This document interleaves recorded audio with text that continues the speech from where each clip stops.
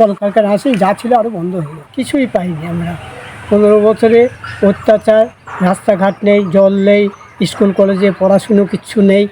এদিকে মেয়েদের বড় অত্যাচার, এদিকে হচ্ছে মানে প্রধানমন্ত্রী যে ঘর পাওয়া যোজনা কমিশনে সেই ঘর পর্যন্ত আসছে না। এদিকে জলের সমস্যা, স্কুলের সমস্যা, এদিকে রাস্তাঘাট ভালো নেই, রাস্তাঘাট সব দুরবস্থায় চলাফেরা করছে। আর সব তো মূল্যবৃদ্ধির দাম তো বেরিয়েছেই, চারিদিকে হাহাকার।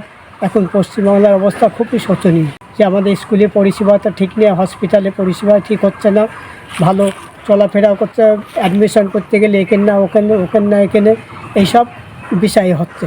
পশ্চিমবাংলার অবস্থা খুবই খারাপ অবস্থা।